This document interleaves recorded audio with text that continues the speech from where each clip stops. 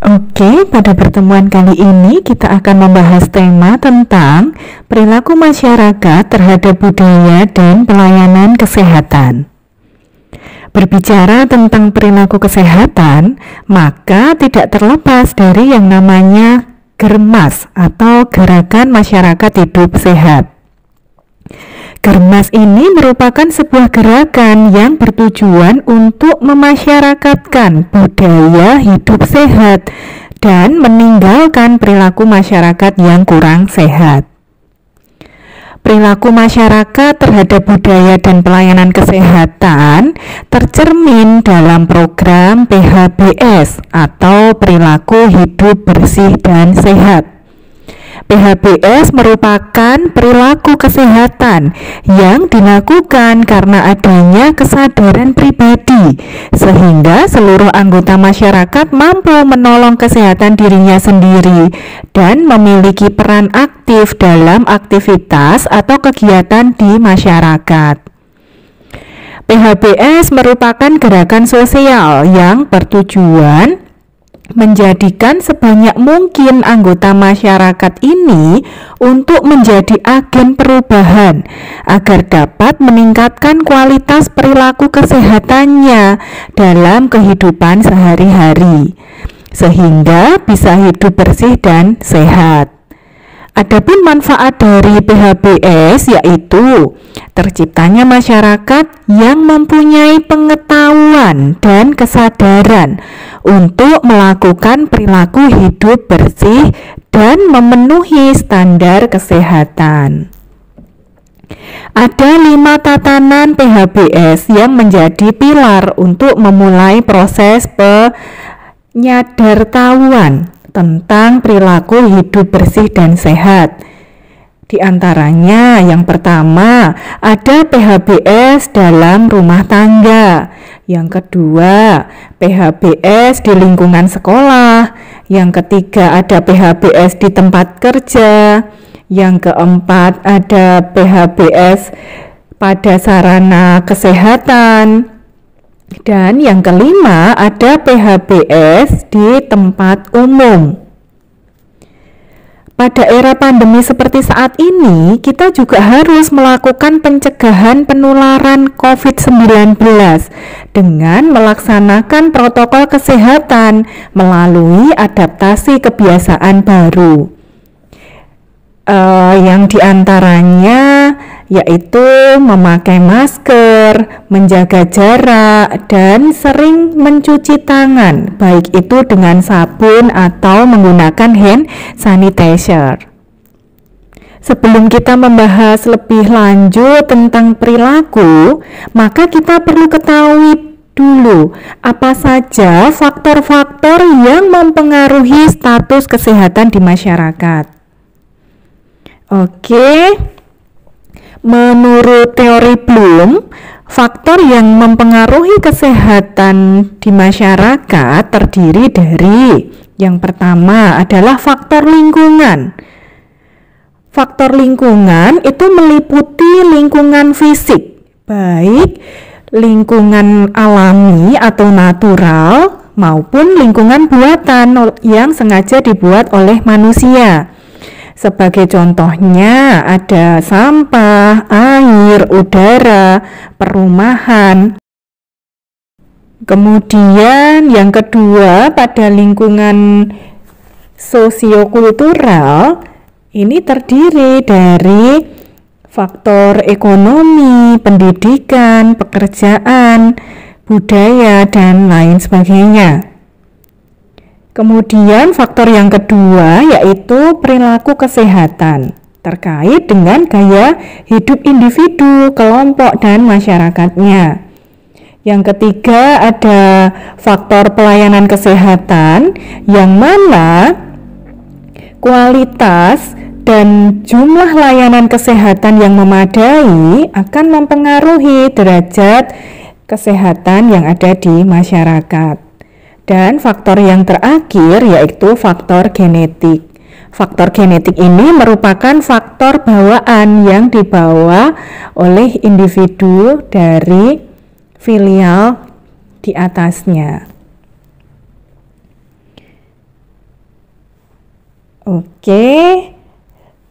Status kesehatan akan tercapai bila keempat faktor tersebut berada dalam kondisi yang optimal. Sedangkan determinan yang paling besar mempengaruhi tinggi rendahnya status kesehatan adalah faktor lingkungan dan perilaku. Oleh sebab itu, maka perlu diupayakan lingkungan yang sehat dan perilaku hidup sehat. Oke, sekarang kita akan bahas tentang perilaku. Perilaku dalam pengertiannya secara umum merupakan segala perbuatan atau tindakan yang dilakukan oleh makhluk hidup. Dalam hal ini, menurut Skinner tahun 1938, perilaku merupakan suatu respon atau reaksi seseorang terhadap stimulus atau rangsangan yang berasal dari luar. Karena perilaku ini terjadi melalui proses adanya stimulus terhadap rangsangan dari luar terhadap organisme, dan kemudian organisme tersebut merespon, maka teori Skinner ini disebut dengan teori SOR atau stimulus organisme respon. Adapun bentuk respon itu bisa dibagi menjadi dua, yaitu pasif, respon pasif atau covert behavior, dan yang kedua adalah respon aktif atau overt behavior. Respon pasif di sini merupakan bentuk respon yang tidak bisa diamati secara langsung. Contohnya, ada pengetahuan, motivasi, persepsi, kesadaran, dan sikap. Sedangkan yang kedua, yaitu respon aktif, ini merupakan bentuk respon yang dapat diamati secara langsung. Oke, bagaimana dengan perilaku kesehatan? Perilaku hidup sehat merupakan perilaku yang berkaitan dengan upaya seseorang untuk mempertahankan dan meningkatkan derajat kesehatannya. Ini menurut Noto Atmojo 2007. Jadi perilaku kesehatan bisa diartikan juga sebagai suatu respon seseorang terhadap stimulus yang berkaitan dengan penyakit, sakit, sistem pelayanan kesehatan, makanan, dan minuman, serta lingkungan. Jika ditilik dari Skinner 1938.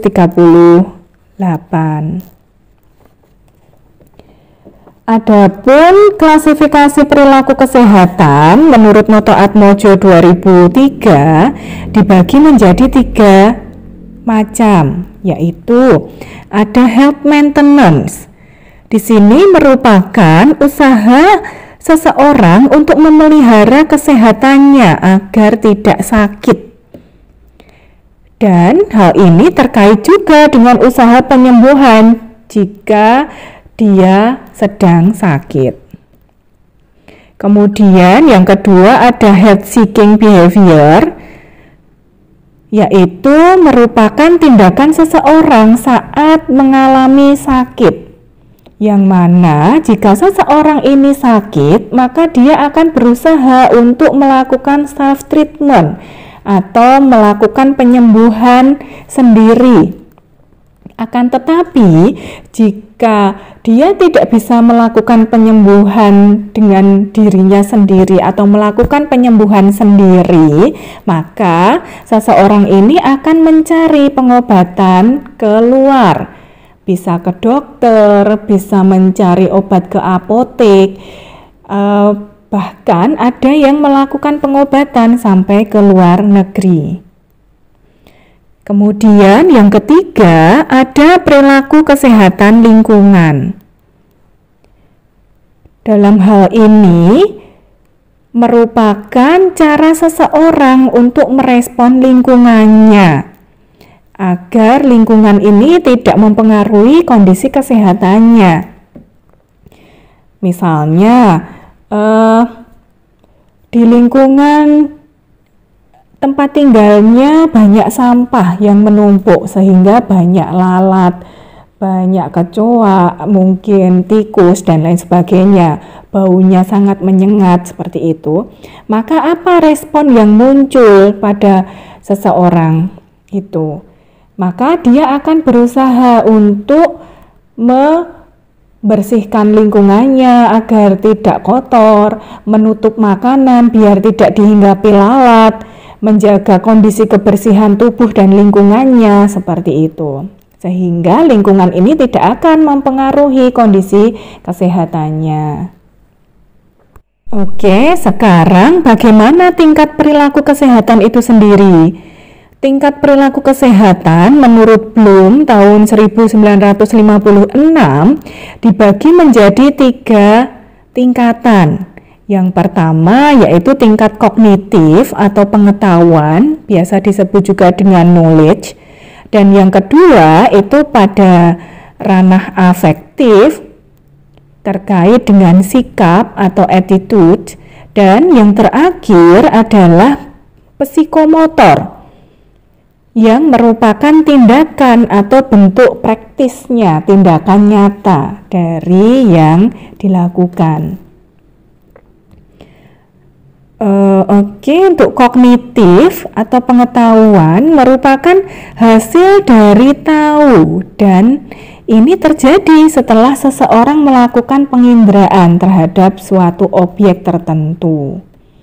Adapun faktor-faktor yang mempengaruhi pengetahuan diantaranya ada faktor internal, contohnya berasal faktor-faktor yang berasal dari dalam diri sendiri. Misal ada intelijensi, minat, dan kondisi fisik.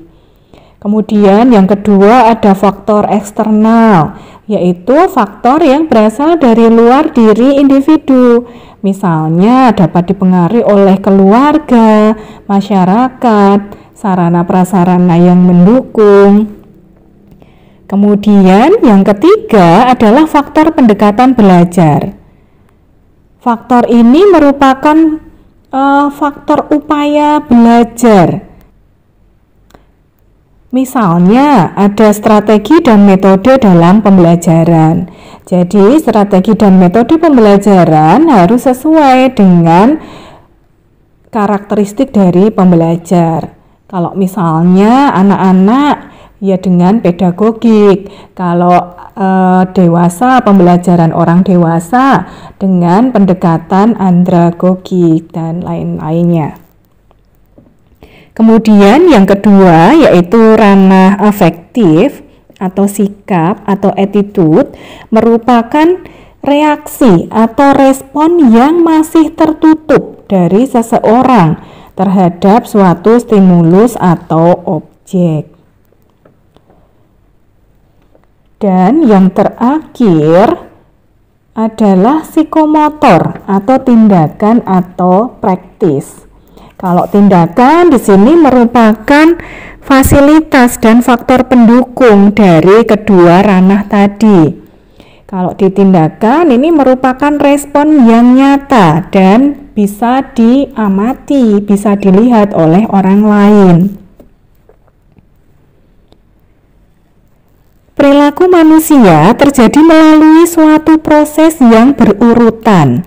Jadi, sebelum orang mengadopsi perilaku baru, maka di dalam diri orang tersebut terjadi proses yang berurutan yang diawali dengan adanya awareness atau kesadaran, yaitu orang tersebut menyadari atau mengetahui stimulus atau objek terlebih dahulu.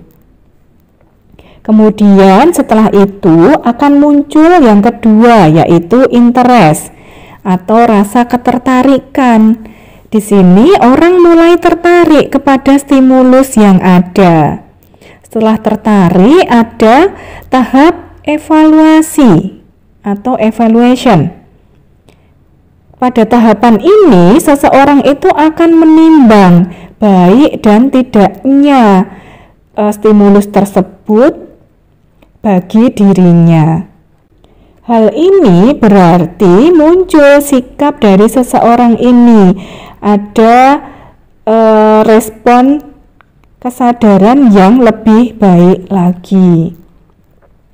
Setelah itu orang akan memulai untuk trial atau mencoba, yaitu di tahap keempat, tahap trial. Di sini orang sudah mulai mencoba perilaku baru yang telah dipelajari, tertarik, dan dievaluasi tadi. Kemudian tahap yang terakhir adalah mengadopsi atau adoption. Pada tahapan ini orang telah berperilaku baru atau mengadaptasi perilaku yang baru sesuai dengan pengetahuan, kesadaran, dan sikapnya terhadap stimulus yang ada tadi. Apabila proses penerimaan perilaku baru atau adopsi perilaku baru ini melalui proses yang didasari oleh pengetahuan, kesadaran, dan sikap yang positif, maka perilaku tersebut akan menjadi kebiasaan atau bersifat menetap.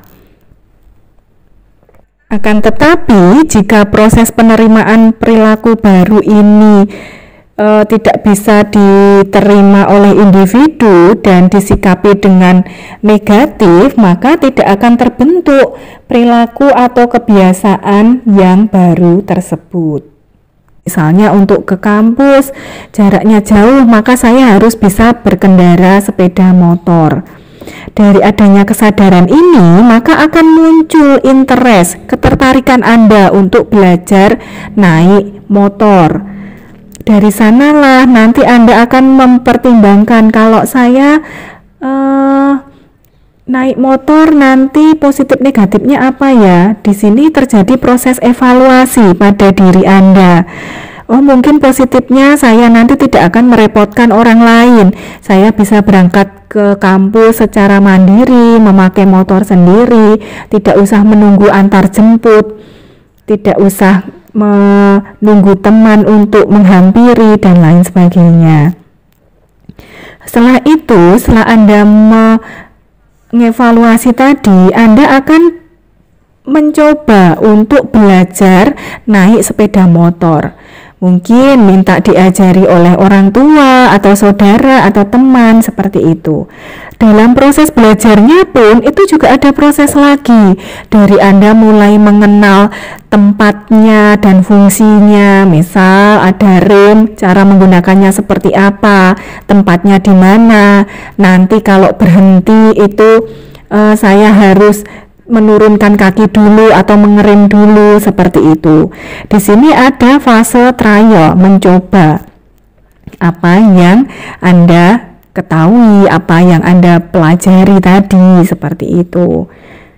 Setelah itu, pada saat Anda bersepeda, awalnya mesti Anda akan berkonsentrasi penuh. Jadi mungkin kalau dipanggil temennya ya tidak berani menoleh.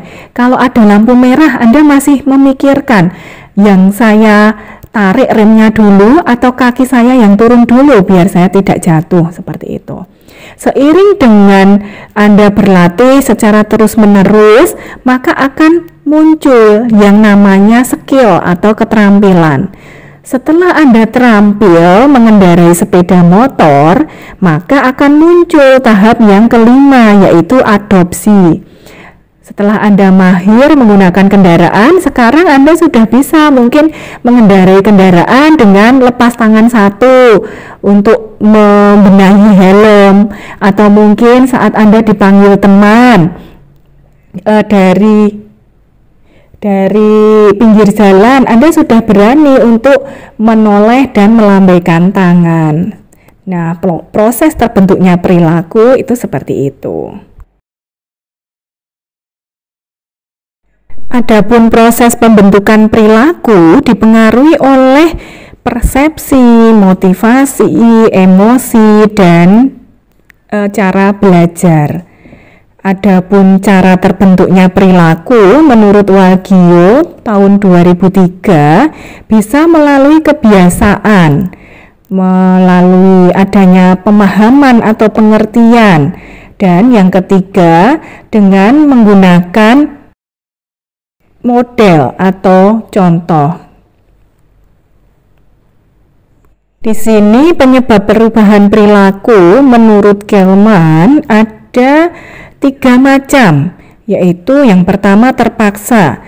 Jadi orang akan berubah karena keterpaksaan. Yang kedua, karena adanya keinginan untuk meniru dari role model yang ada atau dari trendsetternya. Kemudian yang ketiga, perubahan perilaku ini bisa terjadi karena memang individu ini menyadari manfaat dari perubahan yang dilakukannya. Adapun hal yang perlu diperhatikan untuk membantu perubahan perilaku individu, yang pertama adalah identifikasi dulu kebutuhan yang ada di dalam masyarakat. Jadi sesuaikan perubahan itu dengan apa yang dibutuhkan oleh masyarakat. Kemudian yang kedua, ketahui motif pendorong perubahannya. Apakah dari faktor ekonomi, religi, persahabatan, prestis, dan lain sebagainya. Dan yang ketiga adalah ketahui faktor-faktor yang lainnya.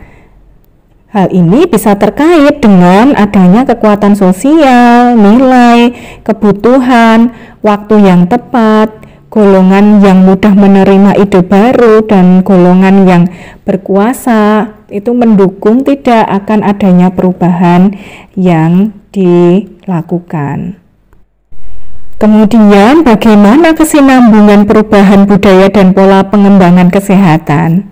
Pada dasarnya, proses perubahan dapat terjadi jika ada komunikasi yang efektif dari seseorang atau kelompok kepada orang atau kelompok yang lain. Perubahan budaya bisa terjadi jika ada perubahan ide, gagasan, dan pemikiran terhadap kesehatan itu sendiri. Dan perubahan budaya inilah yang akan membawa perubahan mendasar pada diri seseorang dalam hal peningkatan derajat kesehatannya. Jadi perubahan budaya ini nanti akan membawa perubahan mendasar secara fisik, yaitu perubahan dalam hal kesehatannya. Contohnya, radiasi ultraviolet yang akan mengakibatkan adanya kanker kulit. Kemudian pada era globalisasi akan merubah gaya hidup seseorang. Jadi lifestyle-nya berubah. Banyak yang menjadi sedentary people, malas untuk melakukan aktivitas fisik, sehingga akan muncul penyakit-penyakit degeneratif yang prevalensinya lebih tinggi dari tahun-tahun sebelumnya. Kemudian yang ketiga, dengan adanya kemajuan ilmu pengetahuan dan teknologi, maka terdapat tuntutan bagi tenaga kerja kesehatan agar bisa bersifat dan bersikap profesional, terampil, inovatif, dan lebih beretika. Oke, bagaimana kesimpulan antara perilaku, budaya, dan kesehatan? Salah satu faktor yang menentukan kondisi kesehatan masyarakat adalah perilaku kesehatan masyarakat itu sendiri, yang mana dengan adanya perilaku kesehatan ini nanti akan menghasilkan budaya kesehatan yang dimiliki oleh masyarakat pendukungnya. Perilaku berkontribusi besar terhadap kesehatan individu, kelompok, dan masyarakatnya. Adapun perubahan perilaku ini ditentukan oleh konsep resiko. Jadi, jika seseorang ini mengetahui resiko dari perilaku yang dilakukan, maka dia akan melakukan perubahan perilaku. Akan tetapi, jika seseorang ini tidak tahu resikonya nanti akan seperti apa, ya orang akan sulit sekali merubah perilakunya. Oke, demikian materi kita hari ini. Selamat belajar.